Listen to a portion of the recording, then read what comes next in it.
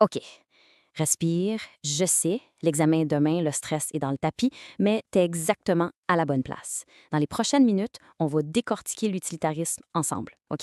Je te le garantis, à la fin, non seulement tu vas comprendre, mais tu vas être capable de l'expliquer à n'importe qui.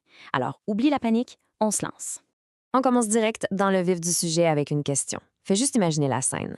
T'as tes souliers flambant neufs, ceux que t'attendais depuis des semaines. Tu te promènes, et là, tu vois un enfant qui est en train de se noyer. Il n'y a personne d'autre, juste toi. Pour aller le chercher, tu dois sauter à l'eau et c'est la fin pour tes souliers. Qu'est-ce que tu fais? Bon, cette situation-là, c'est pas moi qui l'invente, c'est une expérience de pensée super connue du philosophe Peter Singer. La question est simple, au fond. Qu'est-ce qui pèse le plus lourd? Un costume à 200 € ou la vie d'un enfant? Le choix a l'air évident, hein? C'est presque absurde de poser la question. Personne ne laisserait un enfant mourir pour sauver ses vêtements. Eh bien, cette réponse-là, ce fléflex que tu as eu, ce sentiment que la vie de l'enfant vaut infiniment plus que ton costume, c'est exactement ça, le point de départ de l'utilitarisme. Tu vois, c'est pas si sorcier, tu viens de réfléchir comme un utilitariste et tu le savais même pas. D'accord. Maintenant, allons voir les grands noms de cette théorie. Le premier, celui que tu dois absolument retenir, c'est Jeremy Bentham. Imagine-le comme une sorte de scientifique de la morale. Son but, c'était de rendre l'éthique aussi claire et objective que des mathématiques. Et voici son idée principale, le principe d'utilité. C'est vraiment simple. Une action est bonne si, au final, elle augmente la quantité totale de bonheur dans le monde et elle est mauvaise si elle la diminue. C'est tout. Le but, c'est de maximiser le plaisir et minimiser la souffrance pour le plus grand nombre de personnes possible. On se concentre uniquement sur les conséquences. Pour que ce soit pas juste une idée en l'air, Bentham a même créé un outil, le calcul hédonique. Pense à ça comme une checklist pour évaluer n'importe quelle action. On se demande quelle est l'intensité du plaisir, ça va durer combien de temps, c'est probable que ça arrive, ça va toucher combien de personnes. C'était sa façon d'essayer littéralement de calculer le bonheur pour prendre la meilleure décision. Et ça, c'est un point super important et qui était carrément révolutionnaire à son époque. Pense-y, on est dans un monde avec des rois, des nobles, et Bentham arrive et dit « le bonheur de tout le monde a la même valeur ». Le plaisir d'un prince ne vaut pas plus cher que celui d'un paysan. C'est une idée super égalitaire. Ton bonheur, mon bonheur, le bonheur du voisin, tout ça, ça compte pour un. Bon, on a Bentham, mais l'histoire ne s'arrête pas là. Son élève, John Stuart Mill, débarque et trouve que la théorie de son prof a une petite faiblesse. Il va donc proposer ce qu'on pourrait appeler une mise à jour, un upgrade majeur. Et le voilà, John Stuart Mill. C'était une vraie machine intellectuelle.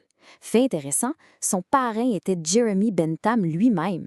Il a été élevé pour devenir un génie de l'utilitarisme. Mais comme tout bon élève, il va remettre en question une des idées de base de son maître. Est-ce que tous les plaisirs sont vraiment égaux? OK, ça, c'est la grosse différence à retenir pour ton examen. Pour Bentham, c'est la quantité de plaisir qui compte. Pour Mill, non, c'est la qualité.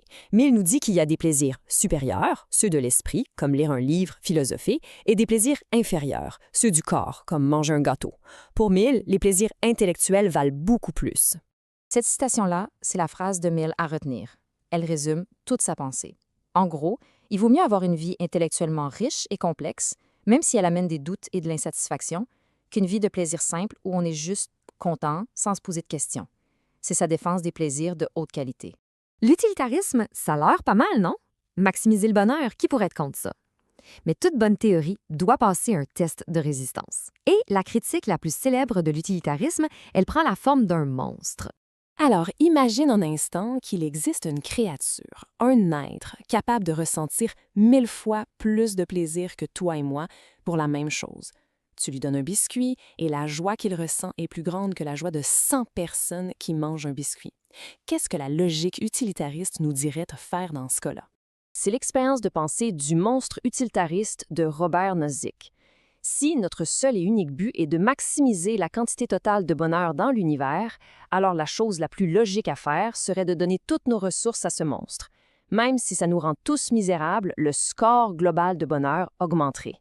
Ça expose une faille majeure. Poussé à sa limite, l'utilitarisme pourrait justifier de sacrifier tout le monde pour le bien d'un seul. OK, après une critique aussi forte, on pourrait croire que l'utilitarisme est mort et enterré. Mais pas du tout. La théorie a continué d'évoluer. Et on revient au 21e siècle avec le philosophe du début, Peter Singer, qui va appliquer les bases de l'utilitarisme à nos vies aujourd'hui. Singer est un des fondateurs du mouvement de l'altruisme efficace. Il reprend notre dilemme de l'enfant qui se noie et il pousse la logique. Si tu te sens moralement obligé de ruiner tes souliers à 200 € pour sauver l'enfant devant toi, pourquoi est-ce que tu ne te sentirais pas obligé de donner ces mêmes 200 € à une organisation qui peut, preuve à l'appui, sauver la vie d'un enfant à l'autre bout du monde? Pour Singer, la distance ne change absolument rien au devoir moral. C'est l'utilitarisme dans sa forme la plus directe et exigeante. Bon, on a brassé beaucoup d'idées. C'est le moment de tout remettre en ordre. Voici le résumé condensé de tout ce que tu dois absolument savoir pour ton examen. Si tu as un crayon, c'est le temps de prendre des notes. C'est ça, l'utilitarisme en 6 points faciles. Numéro 1, le but, le plus de bonheur pour le plus de gens. Numéro 2, on juge une action seulement par ses conséquences. Numéro 3, Bentham pense quantité. Numéro 4, Mill pense qualité. Numéro 5, la grosse critique, le monstre utilitariste. Et numéro 6, l'application moderne avec Singer et l'altruisme efficace. Si tu retiens ça, t'es en business. Et pour finir, un classique, le fameux problème du tramway. Pour un utilitariste, la réponse est simple. On tire le levier, on sacrifie une personne pour en sauver 5. 5 vies, ça vaut plus qu'une. Sans calcul de conséquences pur et simple. Mais la question qui ouvre la porte au reste de la matière, c'est est-ce que c'est toujours aussi simple? Et surtout, qu'est-ce qu'un philosophe comme Kant, qui ne pense pas en termes de conséquences, aurait à dire là-dessus? Sa réponse serait très, très différente. Et voilà, c'est tout ce que tu dois savoir. On a fait le tour, les fondateurs, la grosse différence entre eux, la critique principale et l'application moderne. T'as les concepts, t'as les noms, t'as les exemples. Alors, respire un bon coup. Fais-moi confiance. T'es prêt. Tu vas gérer ça sans problème.